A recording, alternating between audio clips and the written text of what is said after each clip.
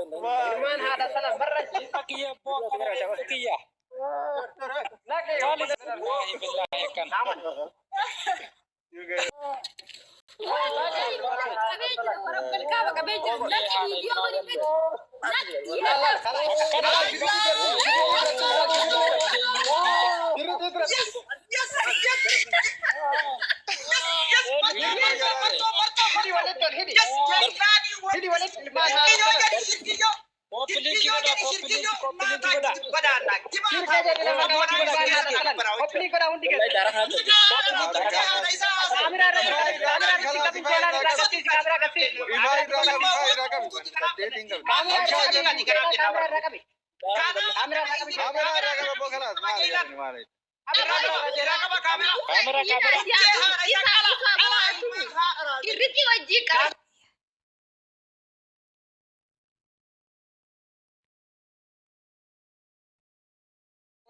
Sabaaf kabajaa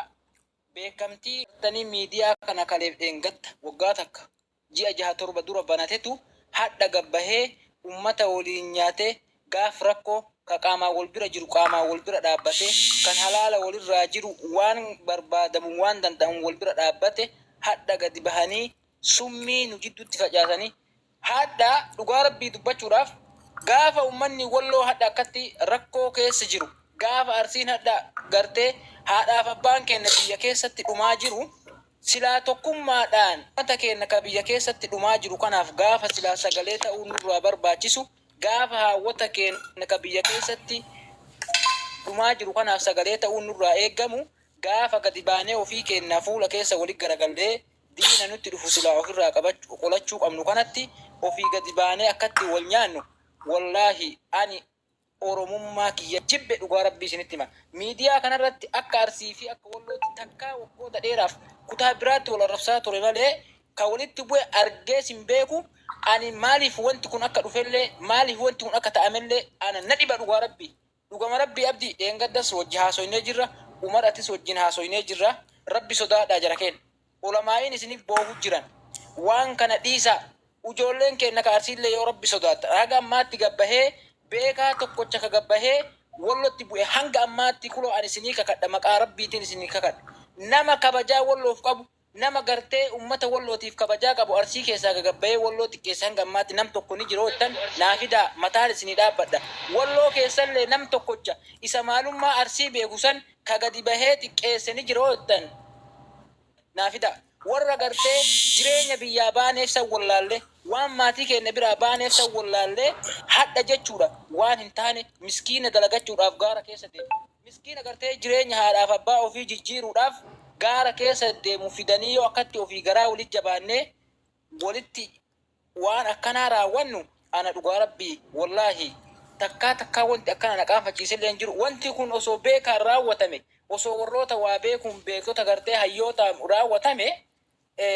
tariiti ummanni kun jibbaa wali qabeedhaan garuu warra maalummaa seenaa walloo hin beeyne ka seenaa arsii hin beeyne gabbahamee wanti akkanaa kun gaafa raawwatamu ani akka itti dubbadhullee na dhibaa. Kanaaf ijoollee walloo duraanis kabajaa qabdan kabajaan biyya keessan eeggataa turtan diina isinirra dhufu ofirraa faccisaa turtan amma san wanti isinii dhaamu umar kaleessallee waliin haasoynee turre abdii waliin haasoynee turre kabajaa qabdan kabajaa walii qabna nuti gaafa warra rakkootii fi gaafa bal'oollee wal bira dhaabbataa ture gaafa gartee ummata walloo diinni gartee gadi fuudhee bakka tokkotti makiinaa keessaa gadi buusee rashanaa ture hadha silaa wanti nurraa eeggamu diina akkasii san dura dhaabbachutu nurraa eeggama ture tokkummaadhaan wanti akkasii sun nurraa eeggama ture ajaa'ib osoo warra hadha biyya keessatti gartee gadi ciibsee miskiina rashanu san walii galteedhaan akka hadha gootummaa walirra agarsiifnu kana itti agarsiifne ajaa'iba waa bareedde dubbiin ajaa'iba tokkummaan oromoo tole garuu wal keessa garagallee bakka diinni hadha gartee kallattii kamiin akkamitti ummata kana wal fichisiifne jirutti waan kana nu jiddu ofii summii wali facaafnee akkana wal goonutti jara keenya mee dhaabbadhaaf ulaala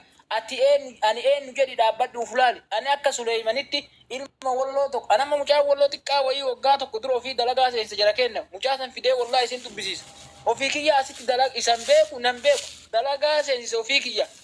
kana maaf na godhe oromummaa bira taree islaamummaa oli qabna oromummaan feetu mataan haa dhaabbattu jara keenya nuti warra akkana wal afarsaa jiru kun amantaa keenya xiqqeessinee ofii wal xiqqeessinee beekaa keenya jecha beekaa fudhachuu dinnee waan hayyuu nuun jedhu fudhachuu dinnee ijoollee waa takka hin beekne gadi baatee gaafa akkana godhattu ani akkamitti garamitti akka deemnu na dhibaa. Kanaaf ijoolleen keenya kawalloollee miira keessa seentanii warroota gartee arsii osoo bakka hin buune osoo arsiin hin erganne ofii isaati hoolaa jala taa'ee rakkoo akkanaa kana uumu. Yaa obboleewwan kiyya warri hadda ijoollee walloo bakka argitanii qabaa jedhan kana anamma akka Suleemanitti fakkeenyaaf ijoollee walloo bakka argitanitti qabaa jedhee labsii yoo dabarse ani ajaja nama saniitiin deemamoo nama santu na ajaja dhiiroo. Namni ukkoo ajaja nama kanaatiin deemee miskiina dararuuf deemullee akkamitti akka yaadu sammuu akkamitti akka yaadu na dhibaana dhugaa rabbi dubbachuu garkeen kana yoo jedhu ani fakkeessaa fi dhugaa isinitti medha na dhageeffadha. Ani maaf biyyaa bahe dalagachuuf jireenyi biyya namaa keessa taa'ee kiraa dalagataa akkoo ijoollee warra miidiyaa irratti waan akkanaa hojjetan warra caammaa lukatti godhatee hin qabne dhiiroo wal beeyna miti warri Suudi Arabiyaa keessa akkamitti akka jiraataa jiru wal beeyna rakkoo keessa deemnee haadasa nyaataa gaaf ofii rakkoo walirratti gartee maatii keenya ka biyyaa finnee walitti diruudhaaf deemnu maaf waan akkanaa keessatti dhaabbannee of ilaalu. Bilis rabbi sodaadhaati waan akkanaa kanarraa dhaabbadhaa. Ustaaz ijoollee kennallee yoo isinii sarman silaa warri akkanaa waan akkanaa dalagaa jiru warri beekamtii fi gartee fooloo barbaadu beekamtis yoo barbaade ilmi namaa miidiyaa kanarratti waan saba biratti jaalachiisu waan gartee ummata kana bashannansiisu yoo dalayde beekamtii argachuu dandeetta si beekuu danda'an garuu summii kana facaaftee inni hadda miidiyaa irratti adarabsitu kun gaafa qaamaan si arge akka dhiiga kee baxabbaxee si dhugu kana beeki. Ina dhageeffadha feetu walloo ta'e feetu arsii ta'e ati hadda gadi baatee sabaaf saba walitti dirtu kun warra gartee kalee takkarraa dhalate walitti dirtu kun gaafa argamte akka dhiini kan kee baxabbaxamee si dhugu kana beekaa deemu miidiyaa kanarratti hafta isinitti fakkaatinaa jara kenna. Kanaafi osoo kabajaa walii qabaannee akkuma duraa wajji deemnutti akkuma duraa waliin jiraannutti amma jecha mucaa wayiree fi shamarran keenya akkana godhaa jaranne dubbii kijibaa dhiisaa rabbi sodaadha dhiisaa waan akkana ilaa biyya kana keessatti shamarran walloos ta'ee arsis ta'ee imaaraa takka keessa shuggaa takka keessa waliin kireeffatanii waliin galaa jiran jara keenya summii akkanaa kanan beeku ummanni hadda warra miidiyaa kijibdoota bololatuu waan akkanaa kana facaasaa jira malee waliin nyaanna waliin dhuyna waliin jiraataa jira jara kenna. Kanaaf summii akkanaa kana rabbi sodaadhaati asumatti nurraa dhaabaa haa dhaabbatoonni akkanaa kun jechuu barbaadee yeroo dheeraa isin fudhadhee dhiifama naa godhaa ustaaz isin warra as keessattan kulliin keessan nuuf oolchaa galatooma dhageeffachuu keessaniif. Galatoo. Isinitti immoo sabboonummaa qabdaan isin keessa jiraafi miti dhugaa jirtuun isinitti hima tokkoffaa mucaa ani maqaa namaallee taa gochuun barbaadu Ahmad King waan jedhamu san asiin dura yeroo inni gabbahee ganda namaatti keessaa jiru hangam akka isin jibbitanii balaaleffan qajeellotti hin beekne namni wallaaleen jiru. Ilaa namni waa sammuun isaa waa yaaddu gorsa namni jedhu waan namni jedhu namarraa fudhata dhugaa rabbi dubbachuudhaaf warroonni hadda gartee gadi bahee amma abdii ati galatoomi sirnaan nama dhageeffattaa carraa namaaf kennite nama dhageeffatta ilmi namaa tokko sammuu ittiin yaadu yoo qabaate ani maaf uumamee ani nama akkamiiti jedhee namni yaadu tokko gorsa hayyuun ulamaa'iin sheen si gorsee miti wallaahi waan gartee wallaalaan wanti kun gaarii miti dhiisi jedhee namni si gadii tokko yoo si gorse ni fudhatta dhaabbattee of laalta maal keessa jira maalirra dhaabbadhee dubbataa jira wanti an dubbataa jiru kun maali jedhee namni sammuu yaadu waan dalagaa jiru saniif waan raawwataa jiru sanirraa ni dhaabbata. Kanaaf yoo danda'ame ustaaz isinis nama diin rabbii qomaa qabu abbaa kenna warroota waan akkanaa kana dalagu ulamaa'ii as fidaati isinuu ulamaa'iidha nama gartanii abboota kenna jira anama dhugaa rabbii dubbachuudhaaf namoota hedduu ulamaa'ii hedduutu miidiyaa Muftii Alii kana galcha nama sheekaati nama daa'idha waan haasaan hin agarre. Salaata gahin baya. Saniitu malaalu jiru maaliif beektu qaanyii guddaa ni saalfatan ol baanii Bakka kiyya galcha salaata gahin bu'a salaateetiniin eegasii deebi'amme. Obboleessoo waan akkanaa kanarraa of haa qusannuu isinis ijoollee keessanitti wal godhe arguu jirra. Namni wal miidhu walirraa akka dhaabbatu barbaannaa miti akka dhaabbatu. Siigalee Oromoodha dhiiga tokko dhiigi tokko walirraa dhaabbatuuf mishaa walitti mufatuuf mishaan. Ahmad Turimee. jiraadha waliin dararina akkuma dur dalagaa wal seesiftanitti wal seesisa dalagaa akkuma dur wali dhuftanii walirraa nyaatanitti walirraa nyaadha jara kenna warri waan akkanaa dalagaa jiru kuni mataa miilli isaa wallaalaadha dhugaa isinitti isin kaayyoo keessanii fi dalagaa keessa akkuma duraa waliin jiraatanitti aboo miskiina meeqatu bar arzii oromoon kamuu biyya kanatti miskiina meeqatu gaafa arabni waan finneef qoonqoo wal bira dhufee wal biraa nyaataa jira jara kenna nuti ijoolleen Saudi Arabiyaan beeyna bar rakkoo keessa jiru osoo beeynu kattima qofa baranaa achi lammata karaa kanan deebi'an daangaan xiyyatanaa jedhee guyyaa lama sadii ol deebi'ee wannaa ambaa ofitti funaanee jennaan funaanne gartee wayyaahee na qabii na dadhabsiise qabaa na qalaa dadhab ana malee namni hin jiru ka jedhe yaa akhi rabbi sodaadha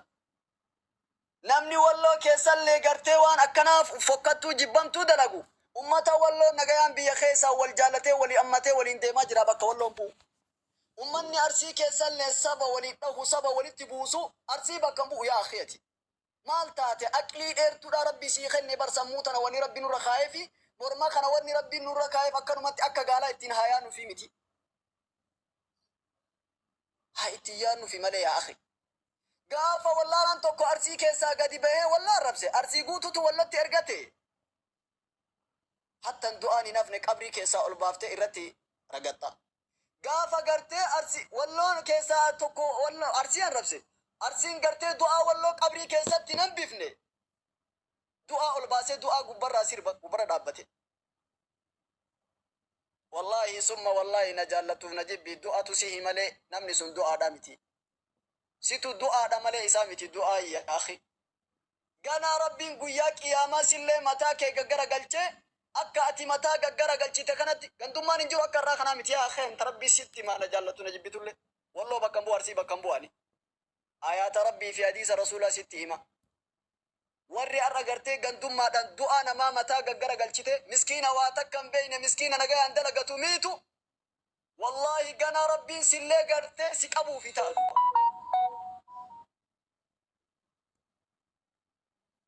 أكيت بات بيتا مالي أكيت غلطو بيتا متيو ديوتنا تورا ميديا تيك توك تنا غبره ديمتو داينيتي مركز ايمو يشيرتو نوافيراني guyyaa gabaabduu dura dhibamteeti na dhageeffadhu guyyaa gabaabduu dura dhibamteeti eega dubbiin itti jabaattee sheekha isiitii barreessite abo yaa sheekha dubbiin natti jabaattee jirti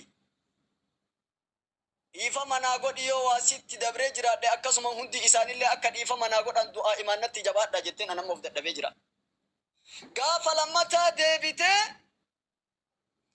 ol baate شيني أجدر مال جدنا تهم تاريخ إيشي شبكات دررو ترى تكا أكا غري سنتي والله ثم والله غري قرآن خيساباتين بيتو جي إكسين الركاية مكون قوياتو كإسي رنكاية منجد يابو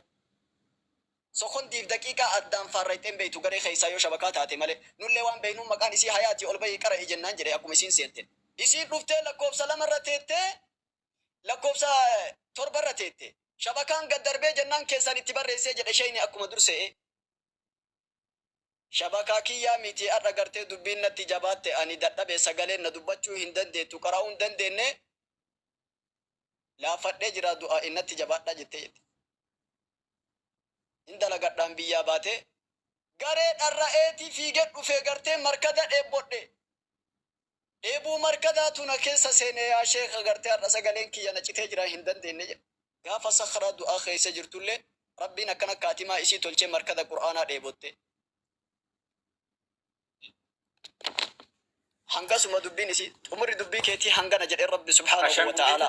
akkasitti jira biyyaa baatee janaazini isii fe'ame barakallahu fiikum ashaanguliti boochaan fayyadamina kana jette khutte nam eennutu reefa eennutu gartee osoo guyyaa lama sadi ganda hin bulin tallaajaan bulin fe'amee biyya gale beeyta akka dhageesse taarika akkana ciqicciqii fi rakkoo malee xiyyaaraan fe'amee maatii isitti reeffi gale jiraan isii baatee du'aan isii fe'amee itti gale sunuu kabaja argate yaa akhi akkanatti rabbi ragaa baheef jiru maa addunyaa tanarratti وهكذا